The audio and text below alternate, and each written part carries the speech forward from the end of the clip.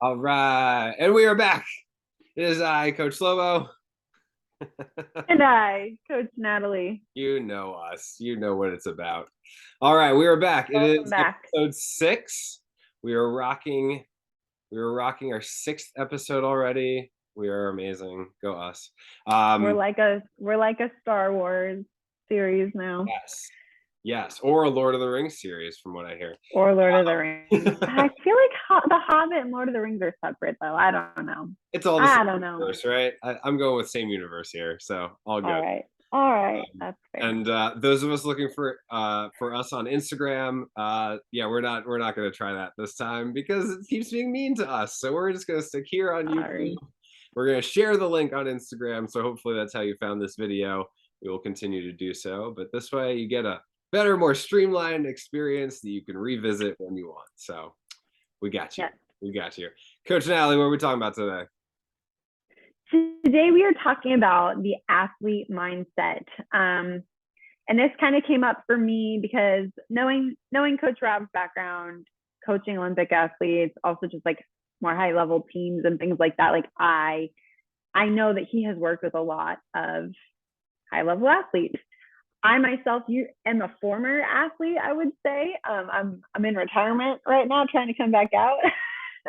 but but yeah, I have always kind of put some pressure on myself, and I think a lot of other people do too, to like perform at an elite level, even if you're not an elite athlete. So I just want to talk a little bit about like what portions of that should we cling to, what portions of that should we let go of, and the wisdom imparted to you from you to us about like what it's like working with really high level athletes, and what they can share with us or what we can learn from them. So Yeah, absolutely. And I was excited by this because obviously this is my comfort zone to say the least. So I am more than prepared and ready to talk about this subject.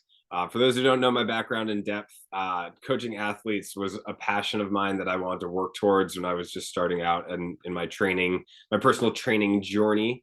And over the years, I just kept adding credentials and trying to work more and more with, specifically athletes, people who are competing for usually sports at various levels. And so over the years, I've worked with youth athletes, just getting started and still having fun with it, and focusing on the elementary aspects of whatever sport they're playing. And then all the way up through high school and collegiate athletes, working their way towards trophies and state championships and all that kind of good stuff. And then, of course, as most of you probably know by this point, I have also worked with Olympic athletes, professional athletes, those who are literally earning a paycheck as a result of their athletic endeavors. So, in terms of what we're talking about today, I just wanted to put an overall theme on it that having coached athletes, all right, in some ways, they are much more extreme than those of us who consider us to be what I like to refer to as the general population.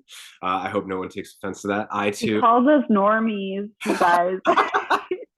jokingly use the term normies because I am a normie, so I feel like I can use the term, right? I mean, I I feel that way. It's I fine. It's cool. I undoubtedly don't mind it. spent a lot of times on the sidelines and on athletic fields myself, but it's been a minute for me as well. So I am in that category too. But there are a lot of lessons that we can take from it. So what I was saying is there's some extremes on the athlete side, and then in some ways their lives are a lot simpler than yours or mine in this adulting phase that we are now in. So Yeah. yeah, let's see what we could do to tie those together, right? First, number one. All right, motivation is so easy for an athlete. It's ridiculously easy to be a motivated athlete. All right. Even youth athletes, they want to play and they want to have fun and they want to spend time with their friends. All right. High school and collegiate, now we're talking like tournaments and trophies and records and things of that nature.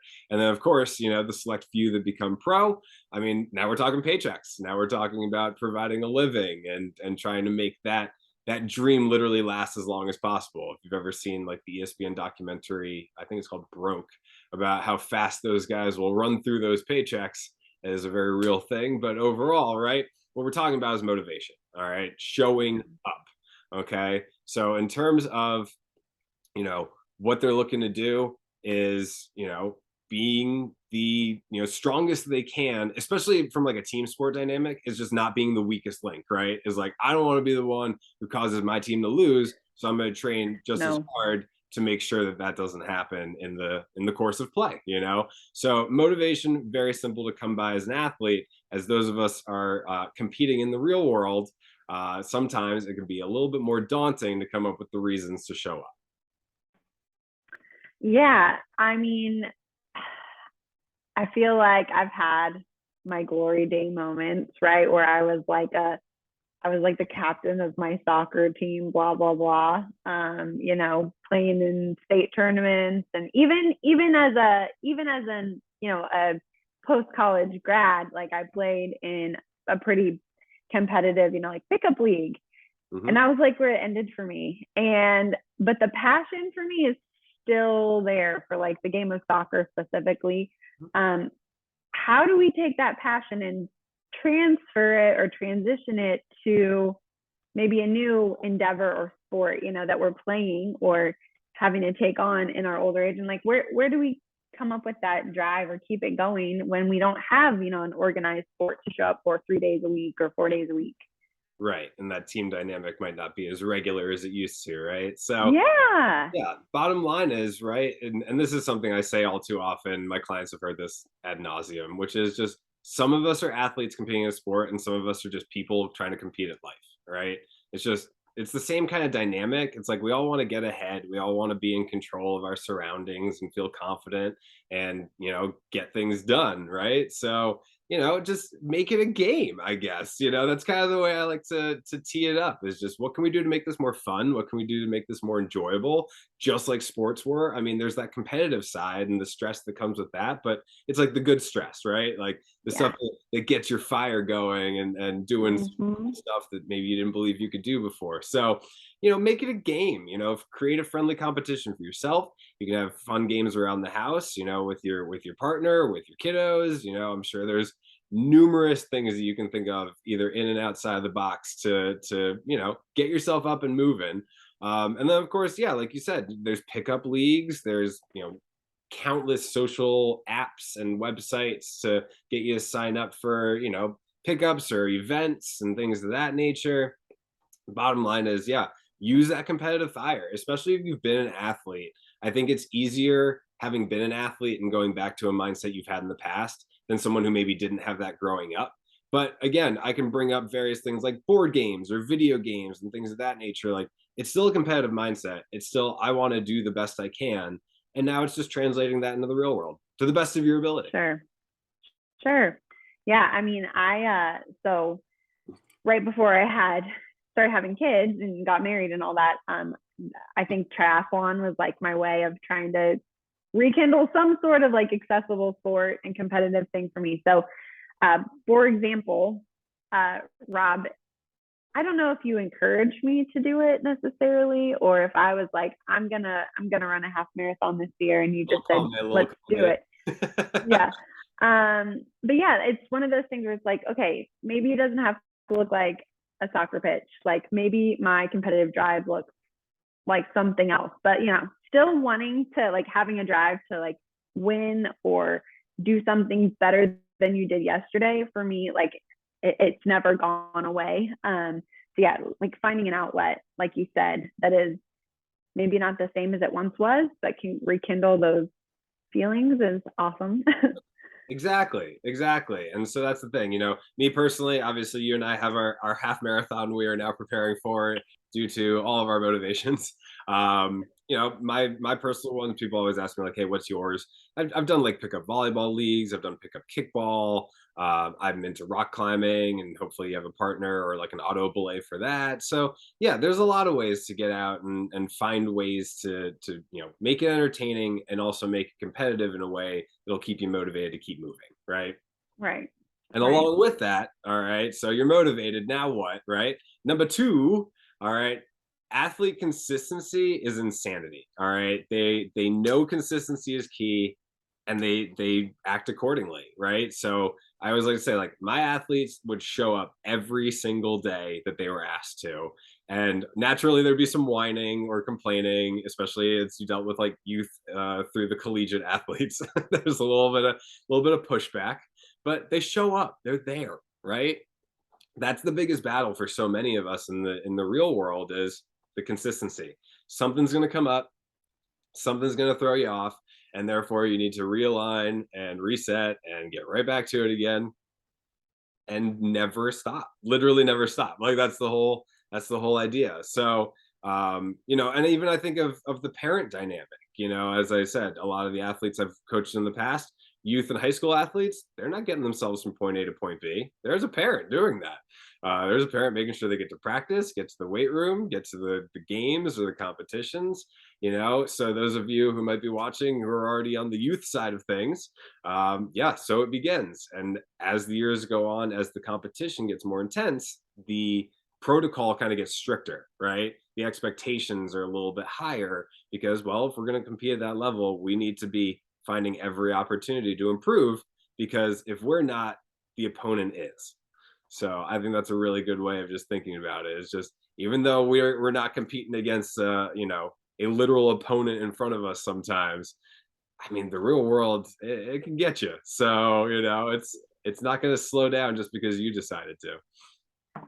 So what happened to us, Rob? Like, why were some of us like super consistent high school or collegiate athletes, and then now that we're grown ups with jobs and mortgages and kids, like where does it go? Like what and how do we rekindle it? Like what's the missing link there? Yeah, absolutely. And I think there's two. So the first one I always bring up is the priority factor, right? So when we're younger, especially if we're, you know, in that youth high school age group, right? It's usually school, sports, eating, sleeping, and then whatever social life you can fit in amongst that is pretty much, you know, the whole pie graph, right? But Mm-hmm. adults, I mean, we got whole new slices getting cut out all the The spider web of time. pies. Like Yes. this multi-composite, like every color you could imagine kind of a thing instead of Yeah. five, Yeah. you know? So in terms of the priorities, I think that's a big shift is just, you know, there's more things to divide our time. So it's natural. Okay. The first thing is just don't feel bad about that. It's out of your control. Mm-hmm. We talked about that in episodes past, you know, don't get down on the things that really you have no control over. You can't change it, so why feel bad about it, right? And Right. coach, you talked about Maslow's hierarchy, which I thought was awesome. Yeah. And just, you know, it really builds into that, right? Is just there's various Sure. levels of priority. And as we become adults, as we're the ones in charge, right? We have to be that much more responsible for it. And that takes me to the second one, which is the accountability factor, right? You know, no one's waking you up in the morning. No one's getting you breakfast made. No one's getting you to the gym. You know, if you take a nap in the back, like, Through that. right? And that's certainly typical of an athlete in that age demographic. So the bottom line is, if anything, like now you're the one who's waking up the kids or your partner, and you're the one making the meals, and you're the one making sure that all the tasks around the house are getting done. So it's no wonder that it's that much more daunting to try to fit everything into a day. One of the most embarrassing call outs that I've had with Coach Rob has been Not my complaint embarrassing, that real. it's a little embarrassing. My complaint was like, I feel like my nutrition's just so out of whack because like I just never find time to like eat, you know, during the day. And so then dinner rolls around or 4 o'clock rolls around when I'm about to make dinner and I'm starving. And then I'm like, you know, putting down tons of food. And he's like, so does the rest of your family eat during the day? I was like, oh yeah, like I make breakfast and snacks and pack lunches. I make sure there's lunch in the fridge for my husband to heat up when he's ready for it if he's working from home. And he's like, hi, did you think about making yourself food in any of those scenarios? No, I did not. So that was one of those things of like, it's the whole, and we've talked about this in so many episodes. It's the airplane oxygen mask analogy, right? Of like putting yours on first before you help the person next to you. Because if you're passed out, ain't nothing you can do for that little person sitting on the side of you. So yeah, it's the accountability portion. You really have to be your own motivator and accountability buddy. But there's also, like there's so many great ways to build community and have a partnership there too. So Right. Exactly. And that I think is a good takeaway from it, because I'm not going to throw the word embarrassing out there, because I have heard way crazier stories in the thousands of clients I've worked with over the. oh But the bottom line is straightforward, right? Is just we get so lost in the priorities of the day that we usually forget about ourselves, which again, like you said, perfect analogy there, is just, yeah, well, take care of yourself first, or literally the rest of everything will suffer, right? yeah, It's like, if you yeah, want all of those things to go as optimally as possible, well, you better show up ready to go, and that's going to involve taking care of yourself at the top. There's no yes, guilt factor there when you realize, like, oh, I'm doing this for me because I'm a provider. Because once right, I am fueled up and I'm peaked out and filled with energy, now I can give it out and I still have enough to get through the day. And I think that's sure. You have reserves left over for yourself.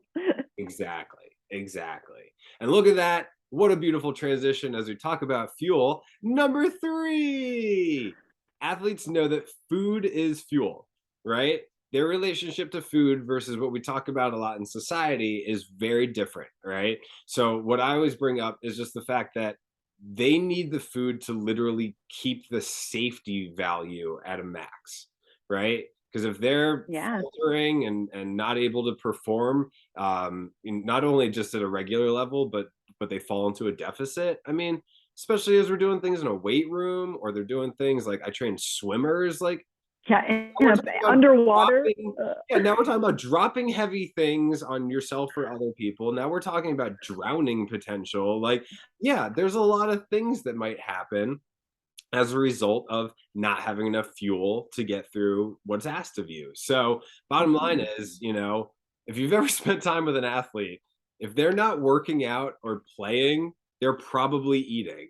And then next will We're be, talking about we'll go through how that one at 4. much they want to. Yeah. Yeah, or they're talking about how much they want to be eating or sleeping at that moment. Right, Yeah. exactly, and that's the point. So the kind of anecdote I like to bring up here is my experiences at the Olympic Training Center, where I got to coach a few times. It was immaculate to say the least. But in terms of the dining hall experience, I mean, mwah, literal chef's kiss, masterpiece of venue. To give you an idea of like how Olympic athletes fuel up, all right, and obviously this is kind of the extreme variable, but I think we can learn a lesson from it. The dining hall opens at 5 in the morning and closes at 9 p.m. There's a couple little breaks in the day for them to kind of shift from breakfast to lunch and lunch to dinner. But overall, the expectation is the athletes are going to work out, and then they're going to go refuel, and then they're going to work out some more, and then they're going to fuel up some more, and then maybe a nap, and then fuel up, and then more workout, and then rinse and repeat until the day's over, and then do it again, right? So the bottom line is, like, it's a necessity. And on top of it being open all the time, I mean, it's chefs cooking high quality ingredients. There's some recommendations for like serving sizes. Some athletes are specifically on meal plans, but overall, it's just an open buffet style. And something I was telling Coach Natalie about that we were salivating over as we were preparing today's episode is like the dessert area of the Olympic Training Center is so good. I miss it. I mean, there's a soft serve ice cream machine that's always working, and all sorts of various like smoothie options. But then, of course, there's like carrot cake and like pie and like all these things that like I guarantee people You watch. mean Just to like, tell me that Olympic athletes eat dessert? yeah. And They're guess not what? just Guess what? baby carrots all the time. Yeah, no, there's salads. I get a good share of salad, but I'll also tell you, I used to watch my athletes go back for seconds and thirds of their dessert and ice cream. And guess what? They burned it right back off again. So there's Yeah.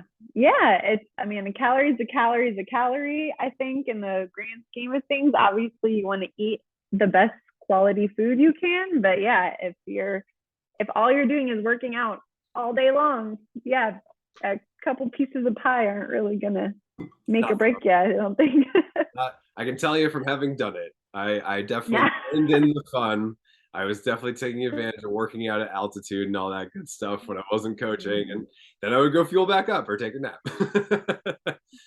Do you think you trained harder yourself surrounded in that environment? Yeah. Yeah, They literally had tours coming through. All right, like I'm not Mhm. even kidding when I say like to have spectators for your workout is definitely an extra motivational fire. Just like, I oh, there's bet. that random guy. Oh, I better be moving some weight. Yeah. Absolutely. Yeah. Well, cool. All righty. Um, what, so if we're like talking about, like it's cool for Olympic athletes to go back for seconds and thirds on dessert, what would you say the biggest takeaway is for us laymen, if you will? Gen Like pops. what should we, what should we think when we're trying to come up with fueling for our bodies and families, like calorie counting, just focus on good ingredients? Like what would you say the biggest takeaways are for us? I felt myself like about to eye roll when you said calorie counting, and I tried to hold back. Yeah, no, I don't think but like it's something that right. people concern themselves with all the time, Yeah. So calorie deficit and all the, yeah, all the things, like right? what should our focus be? Yeah. Yeah. So in terms of the psychological aspect, which I think is super important for those of us just in society and trying to fuel up and treating it as such, is just literally like a shift of mindset. Like there's calorie counting and all of the various point systems that all these various organizations have come up with. And look, I'm the first to say that tracking any variable is the first way to success, because as you get to see the numbers change, you get to celebrate that, right? And that's true about lifting weights and running sprints and all these various things that we like to track as we talk about athlete and personal development. Well, when it comes to fueling, right, like I think it just needs to be kept in that simple framework of I am providing fuel so that I can go do the things I need to do to have a fulfilled life. And if that's just Hmm. means keeping up with the kids or getting to and from work and performing, what you need to do in order to stay employed, like, yeah, just think about it that way. Something I talk about a lot is the 80-20 principle, as I like to call it. And I definitely stole this from someone else, and I apologize to whoever that was because I can't give credit It's right all over the place. It's now. all over the place. I feel like it's been taken and used, applied to so many concepts that it's like just everybody's rule now. Right. But I love Those- a good 80-20 yeah. rule. For those unfamiliar, the bottom line is if as I like to say, um, act according to your best interests 80% of the time, the other 20% you can enjoy yourself. So Hmm. you're eating all your fruits and vegetables, if you're staying hydrated, if you're getting your lean proteins, if you're having a nice balance of calories through the day where you're not feeling hungry, but you're not feeling, logy and slowed down by your meal prep and or by your meal choices, and your snacking is balanced and all that. Cool. That's the 80%. Just that general fueling, just like your car. If you were doing a commute every day, every once in a while, you'd stop by the gas station. You would fill it up with fuel because you don't want to be stuck on the side of the road. Use that metaphor however you like. And then the other 20% of the time, enjoy yourself. If you go on vacation and you want to try the international cuisine, cool. If you're having a weekend barbecue and someone brought dessert, like we were just talking about, good. Dessert's delicious. I love dessert. So have dessert. But obviously, like, don't eat dessert most of the time. Don't replace those leaner options with dessert most of the time. No, like it should be occasionally. It should be an Hmm. enjoyment factor, right? It shouldn't be Right. all the Without guilt. Like the right. guilt makes it taste awful, honestly. Ruins it. Like, Yeah, yeah. exactly. Exactly. So the bottom line is, if you're cooking for yourself, you're using the best high quality ingredients that fit in your budget, and you're thinking about like, okay, like is this good fueling? Is it coming from a quality place? Okay, great. That's, your mindset 80% of the time, you're doing a great job. Even Yeah. 70 or 60% of the time, you're doing a great job. But, the general idea is try to set yourself up so that when you do get to enjoy yourself, you get to enjoy yourself. Right. Right.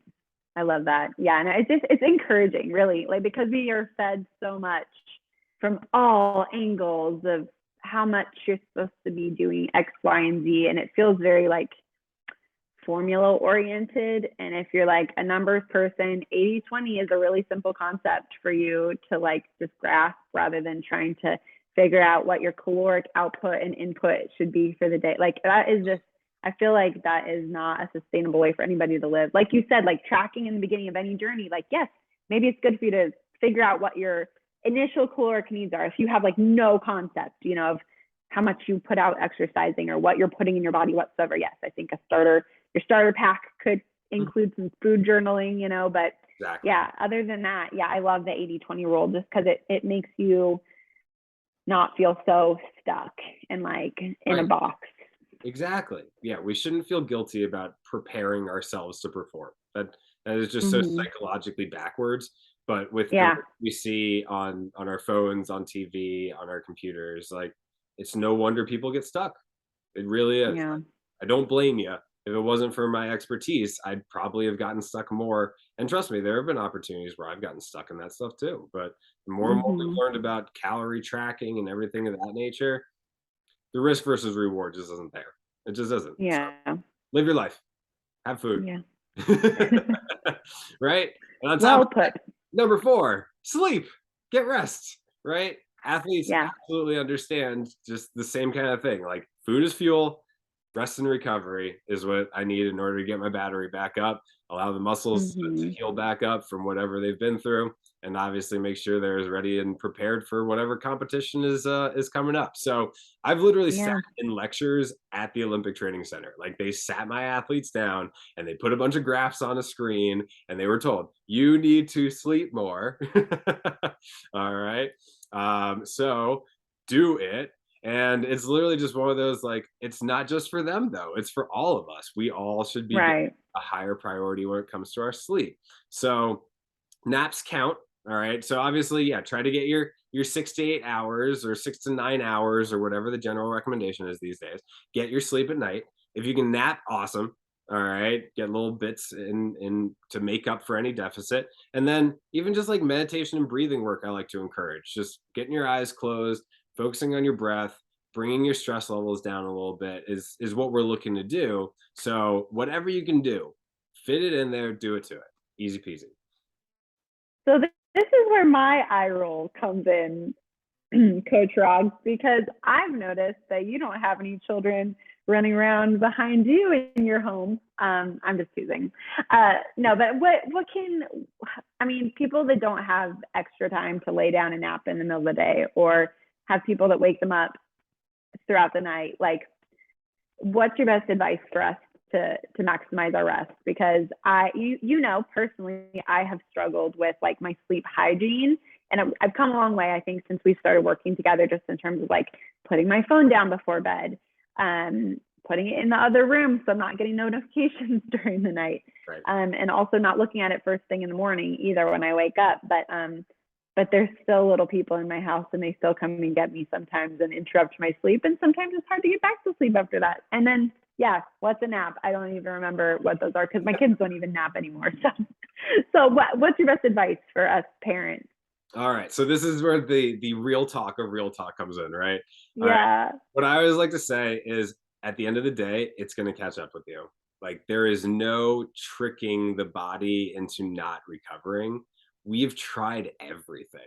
Like if you think we haven't tried everything, we've tried everything. And now we're even trying dumb things just to make sure that we tried everything. The bottom line is at some point the stress is going to win. All right. Sickness will catch up with you and knock you out because one way or another your body's going to tell you, I need to relax. I need to catch back up. I need to make up for this deficit. So you're sick now. So you have to lay in bed and now you have to recover and get your rest that way. So I would Damn say, it. yeah, I would say strategize. Find some way, some shape or form to get more rest and sleep incorporated in your day. Even if it's just a higher quality by avoiding the phone at night, things of that nature is going to go a long way. And that's what we're Yeah. talking about is just taking those opportunities to say, okay, what can we do to optimize this situation? Because yeah, at the end of the day, it's eventually going to catch up to you. So, life is a team sport. Get help. Ask your partner, ask your kids, to take some responsibilities around the house so that you can get some rest time. Return the favor later. Maybe a neighbor needs to help you out. Maybe a friend comes by and helps you out. Cool. Return the favor. We're all humans here. We're all trying to figure this stuff out. So if there's anything you can do to get more rest by getting help from others, do it. And then be sure to do the same because, well, golden rule it. You would want that. Right. You would want to provide. Right. Exactly. All right. And I'm looking at our clock, Coach. We got 6.5 minutes to blaze through. So we're gonna last one. All right. Number 5. I like to bring this up.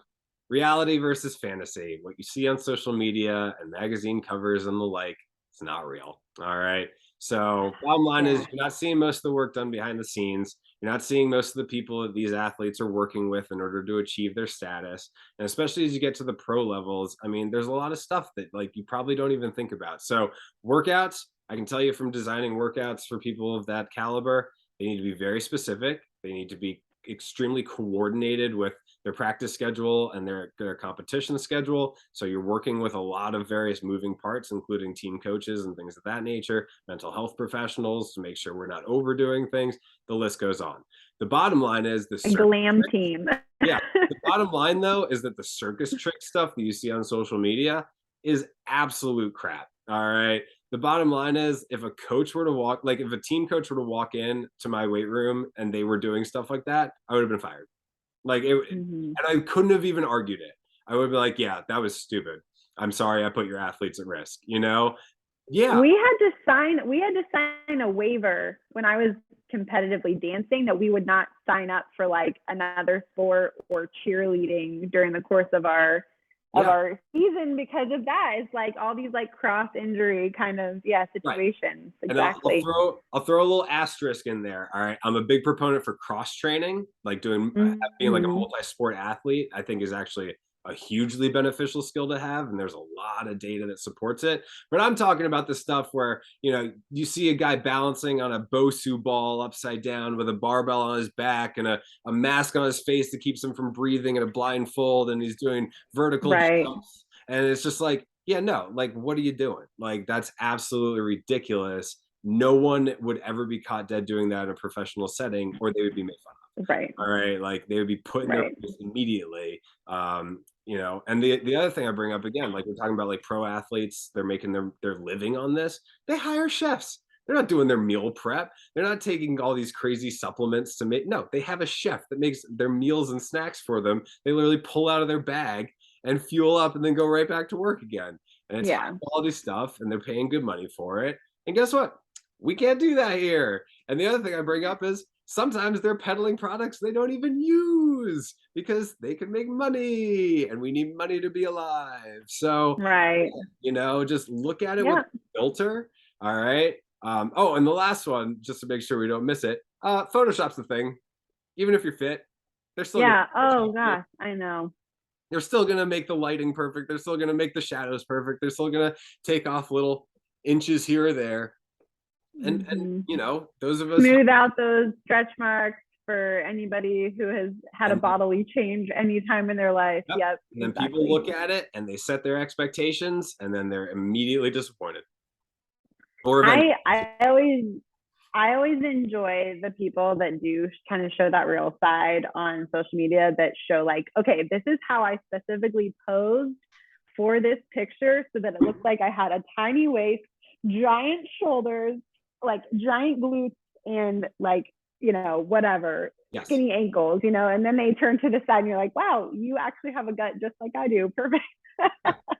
I know how to set up. I have been taught how to set up a photo shoot to make myself appear out of shape and then in shape in 10 minutes. Yeah. It really is. And any before and after photo you've ever seen. Right. And then add the Photoshop factor, it's ridiculous, right? Yeah. Oh. Totally. Man, oh man. Well, thank you for, drew the realness at the end there because I think we all need to be reminded, just reminded that what you see is not, it's curated, like even fitness unrelated, like everything you see on social media is curated. My page is curated. I don't show you my kids during temper tantrums. I don't show my grocery bag exploding on the pavement. Like, everything we do is highlight reel. And even when it's low light, it's curated low lights, right? To show you in your humanity and your realness and your rawness. But it's all, it's all curated. So just don't get lost in that. Yeah. And Pardon me, I have a visitor. All right. And guess what? If you need They're help, there's no crazy. shame in getting help, right? Like, again, I always like to remind people at the end of these episodes, like, this is what I do for a living for a reason. All right. I navigate clients, Coach Natalie included, like, hey, here are the efficient things that we know work because the highest level athletes are doing them regularly. And here's the things that they're skipping that are showing up in the men's and women's health magazines that no one in the right mind is doing because we know better, but it looks really fancy Yeah, and cool and it's different and someone can sell something. So, bottom line is, sure. I can help take a lot of the stress that comes with it. You save a lot of time, you save a lot of money as a result of it. So I always like to say, I think my services get paid off as a result. So you wind up hitting a nice neutral 0 point because, hey, I'm Yeah. saving money by not wasting time. So, and the other thing is I love questions. So with that being said, we're literally in our last minute. I don't want us to get cut off. So I think we'll post our 2 truths and a lie to Instagram. I think that'll be good. Perfect. Sounds good. That way we can have fun with it. But thank you for those who tuned in. We will continue to be awesome. Thank you, Coach Natalie, for continuing to be awesome. Anything else before we call it that? You too, Coach Rob. No, thank you so much, as always, for your time, wisdom, and expertise. This is always a good time.